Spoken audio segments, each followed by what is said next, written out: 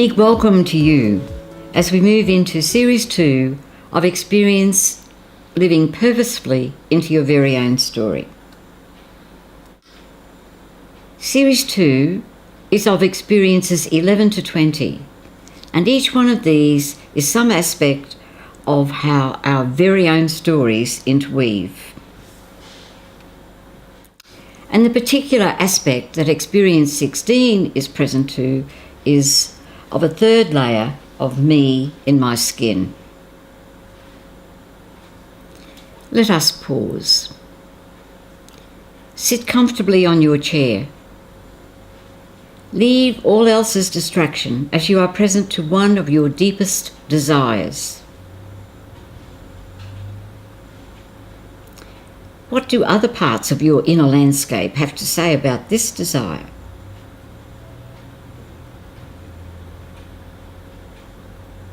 Hold all that has been revealed gently and note any feelings you have about the whole or any particular point. When the time is right for you, let your awareness return to the energy in the room. Perhaps you'd like to ask yourself, how is that for me? Perhaps a word, phrase, sense, image emerges. And perhaps make a note of this. Here we have a summary of what we've done in previous experiences. There's one level where we make choices, and that's more conscious sensings, desirings, and choosings. There's another level, much deeper, nebulous in our knowing, which has less conscious feelings, preferences, and desires, inner wisdom modes and intuitions. And one is the inner landscape, more conscious, and the invisible world, less tangible, and coming into consciousness sometimes. And today we're isolating another part of this inner landscape metaphor that was in an earlier experience. And this one is that caring essence figure, not very clear, but there, that figure overseeing the nurturing and growth aspects of our life and living. And I'm using John O'Donoghue's third level, which he calls divine imagination. And divine imagination is about that eternal ocean well of wisdom. It's of all the knowing that ever existed in human experience and beyond, all the caring in human experience and beyond, and archetypes, those parts of that universal pool of energy and knowing and caring that is our particular way of connecting, or the archetypal is our picking up something of that universal wisdom, knowing, caring. And as before, there is a pathway between the second level and the third level. And that pathway comes to us by being present to the invitations in dream energy, giving ourselves the space and time to be with archetypal arisings and to embrace and welcome caring essence invitations as they come. And so the pathway between the second and third level is about becoming aware. Archetypal and dream energy, as I'm using it, is probably new to you, so I'm giving some facts. Even if we don't remember dreams, dreams are still going on.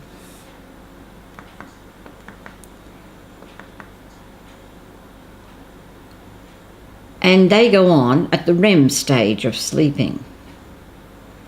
Experiments have proved that if the REM stage of sleeping is eliminated, that person is disoriented in waking life.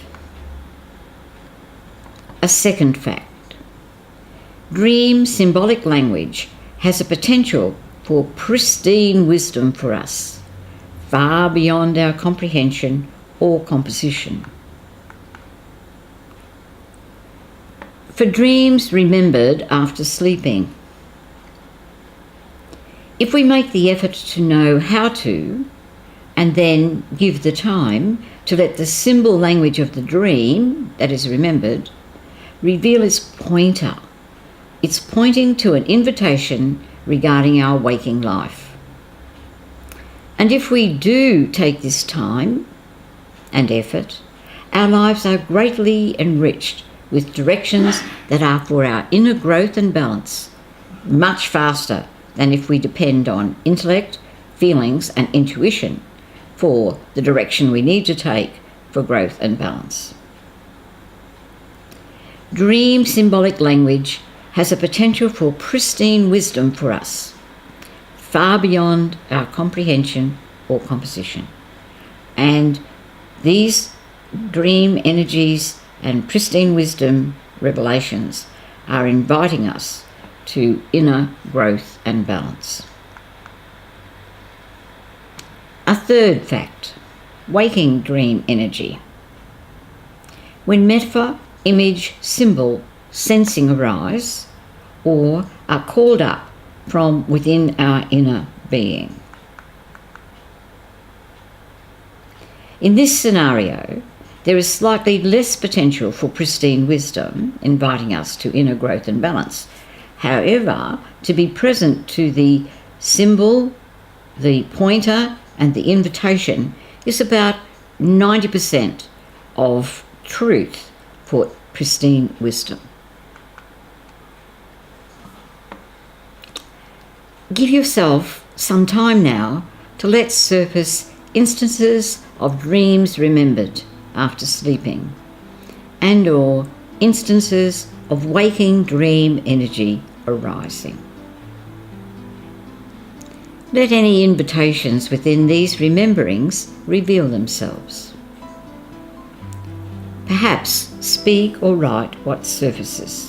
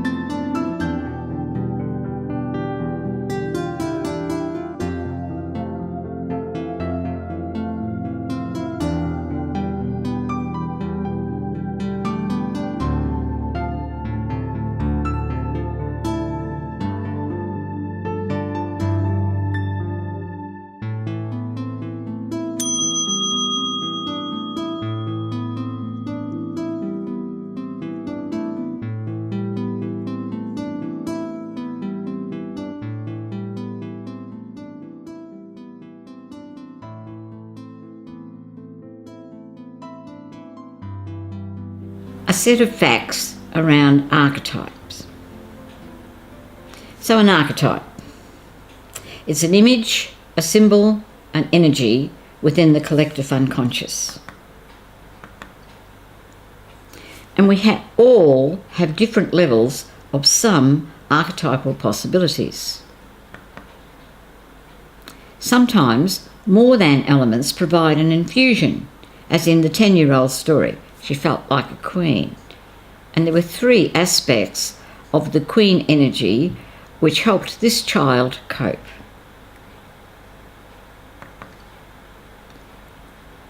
I felt like a queen.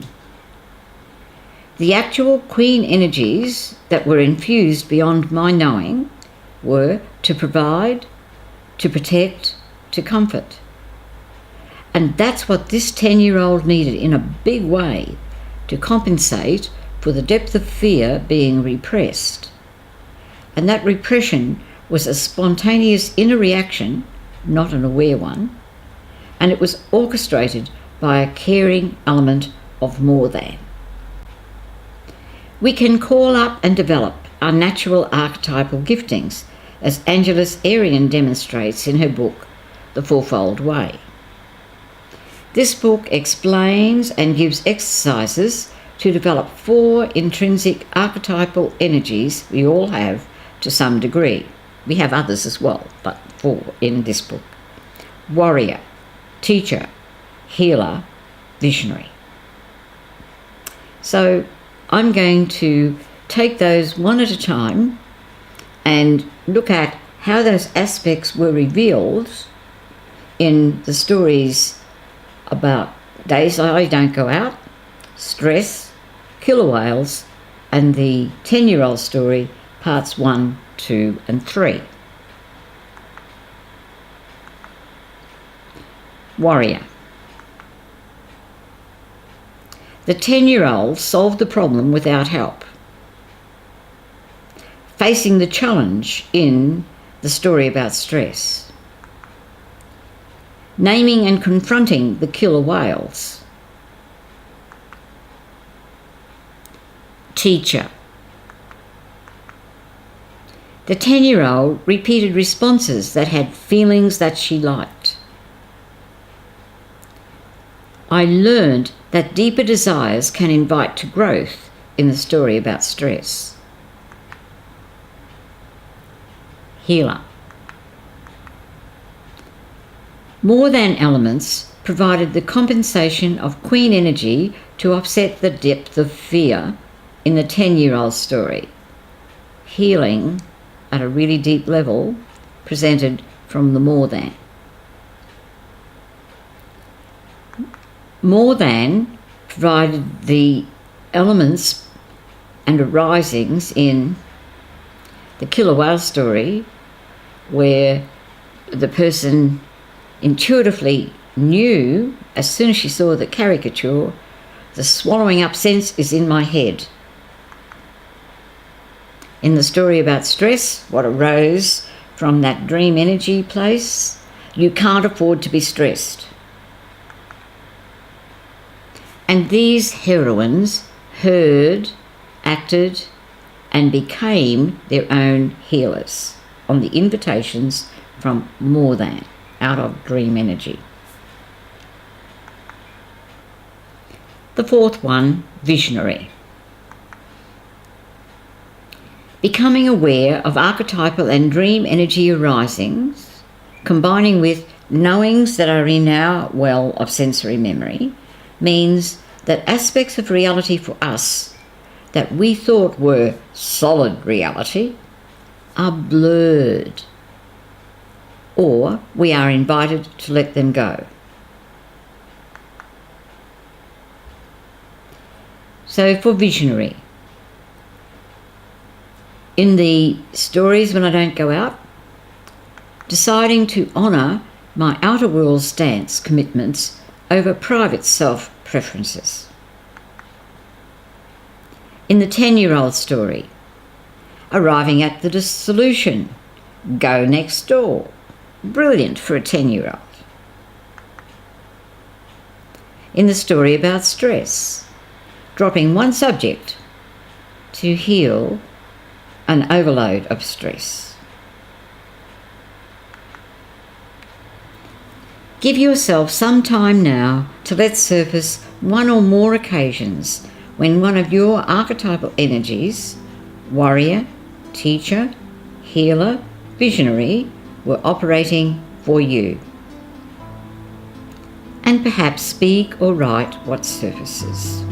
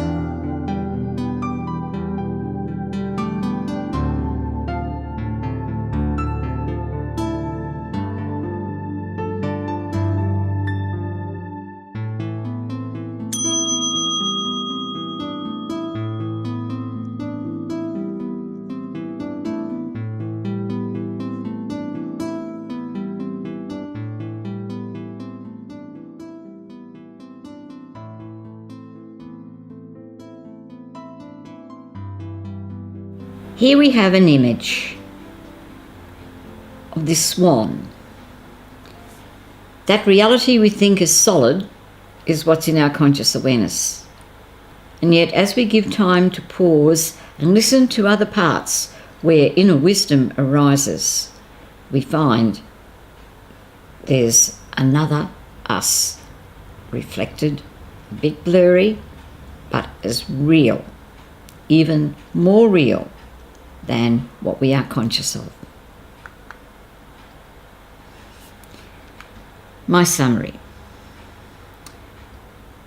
A third layer of me and my skin is where more than elements arise, which have potential for each of us to integrate wisdom beyond our conscious knowing into our lives. Specific ways to become aware of this potential are to notice, receive, and act upon archetypal and dream energy arisings. Noel Davis, in Together at the Edge, has this poem.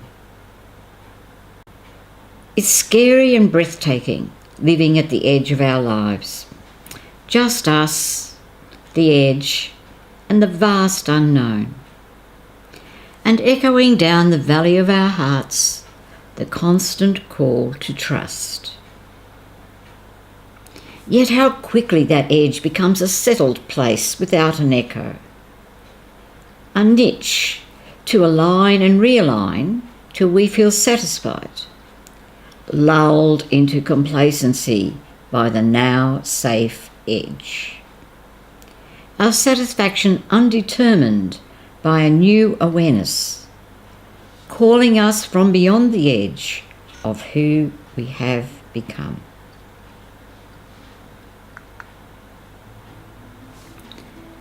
Has Experience 16 expanded your awareness that archetypal and dream energy arisings have invitations to growth and balance? Again, perhaps speak or write what surfaces.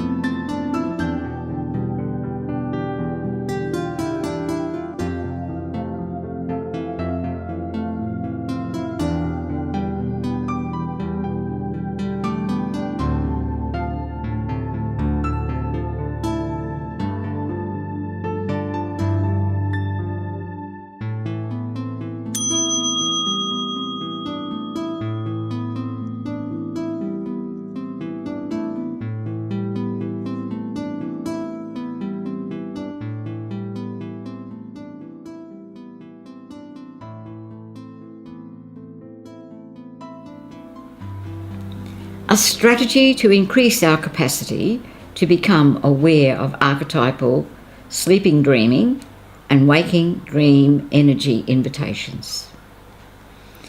Gift yourself with 7 to 10 minutes at the end of the day, allowing whichever archetypal, sleeping dreaming, and/or waking dream energy arisings in one or more of your very own stories surfaces. Gently notice and receive them. The next morning, gift yourself with soaking in whatever aspect has most energy from the night before. And perhaps speak or write them.